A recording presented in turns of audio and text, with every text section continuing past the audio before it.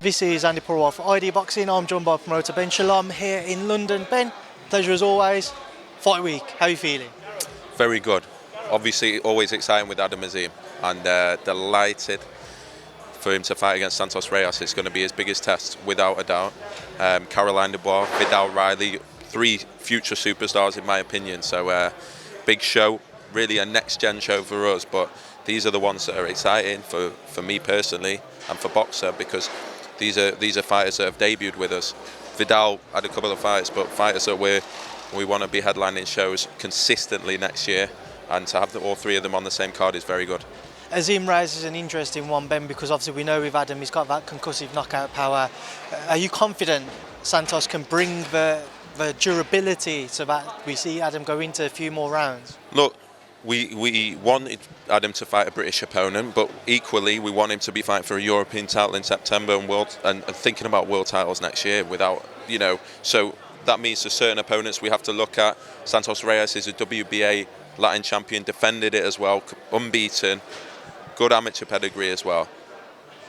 You want a fighter that can perform, and you know this is their lottery ticket, which it is for Santos-Reyes. So he's a fighter I know coming to win, not overawed by the Azim Azim train, which many are over here.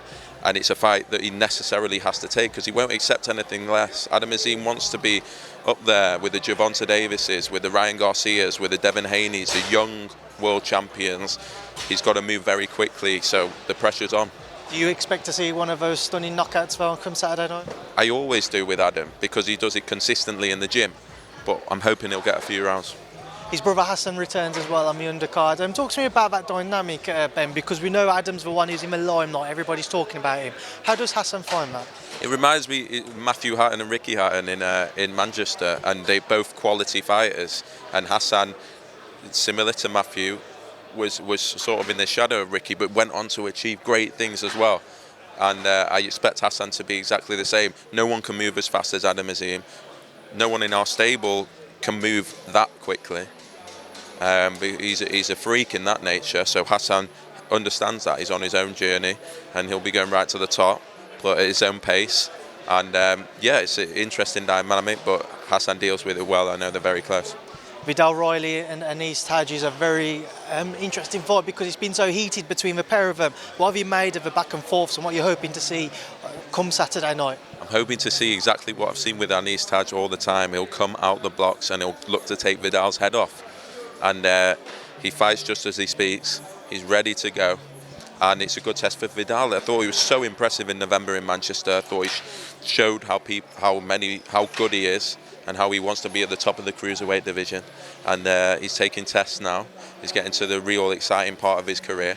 And Anis Taj is coming to win. And you want your future stars in tests on the big stage. And Vidal Riley is taking that, and then we move forward.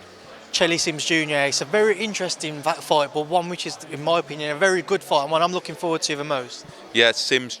I remember when he signed with Matchroom, I thought, you can be a star. Like, you could talk. You can box. You're very, very technically gifted, but it never happened really. And now I've been speaking to him a bit, looking for opportunities.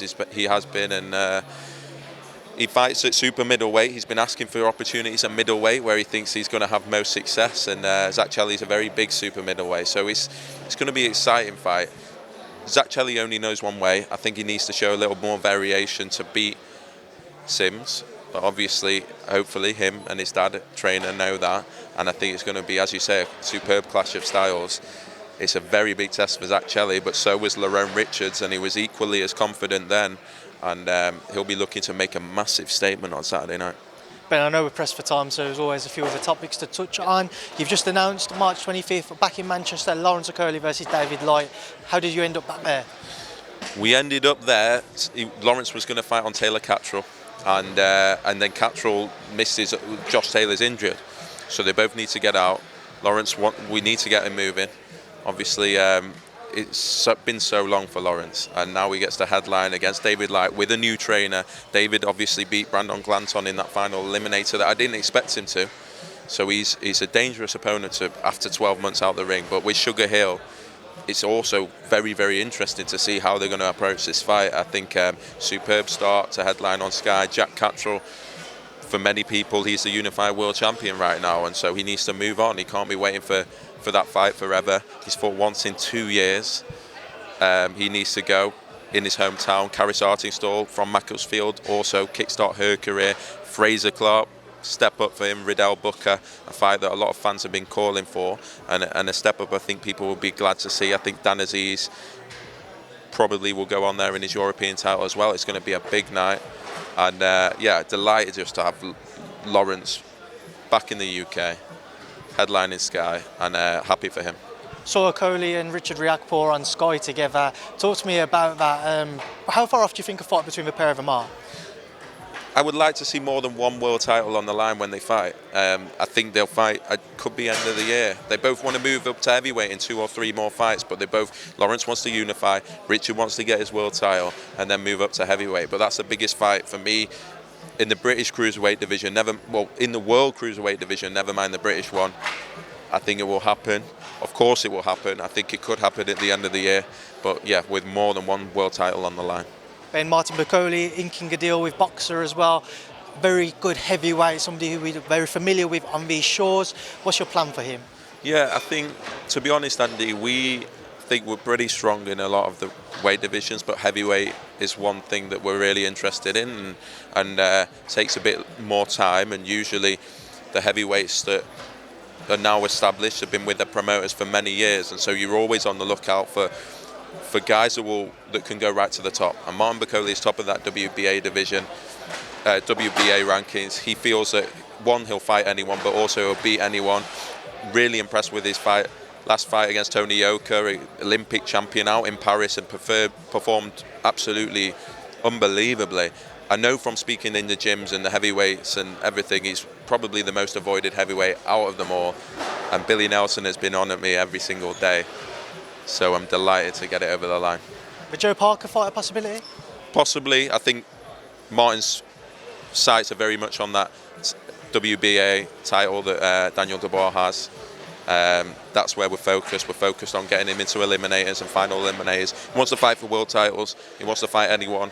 And that's the route we're going. Ben, what's the latest in your understanding with Smith-Eubank Jr? Has he or has he not invoked the rematch clause yet?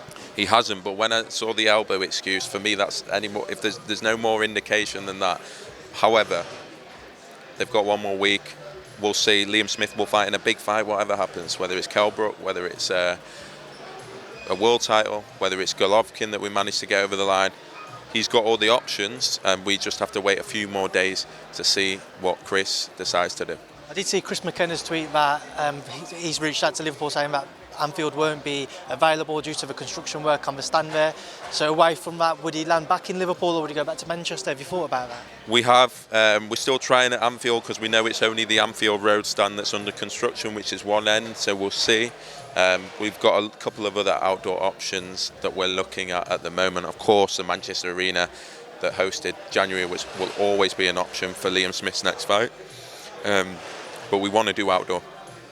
I saw an article from Boxing Scene saying that Gennady Golovkin's vacated his IBF title. With that in mind, is he still kind of the front runner for you? We saw a video of Kell Brook come out recently, and we're all, of course, hoping that he's in a better place or he's working towards that. So would you say Golovkin's potentially a front runner outside of Liam Smith? I know Kell Brook wants to fight again, so I think he doesn't want that to be his last in memory, and I've spoken already on that.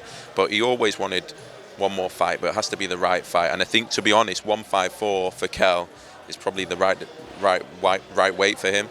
Liam Smith obviously has fought there all his career, so that's definitely a possibility. We saw Matchroom announce their schedule recently, and in doing so, DAZN have also upped their subscription prices. Just your thoughts on that? I think there's some great fights on there, if I'm honest. I obviously can't comment on the pricing. That's for the fans to decide. We're in a fortunate position that we don't have to charge separately for boxing. But there's some fights on there that I'm looking forward to. Cordina. I'd like to see Anthony Joshua back in the ring. Taylor Serrano, of course. Looking forward to that. So I'm just a boxing fan, and there's some fights on there that I want to see. And whether the pricing is right or the pricing is wrong, it's not for me to comment on. One man who isn't on there is Joshua Buatsi. He's obviously come out, he's a free agent now. Matchroom have said they have matching rights on him. Are you guys looking into that yourselves? Everyone wants Mr. Buatsi. I think it all just comes down to sometimes money and opportunities, and we have a lot of fighters that we're desperate to deliver for. Ben Whittaker back next month as well, and so we just got to balance things out. But we'll see what he decides to do, and yeah, I want to see him back in the ring because he's boxed far too little for a talent of his pedigree, and he should be fighting for world titles. He should be fighting in those big grudge matches, and fingers crossed he can start to do that. All right, Ben, I know the queue's forming and we've got to move on now, so I appreciate your time as always. Thank you for speaking to me. Cheers, mate. Thank you.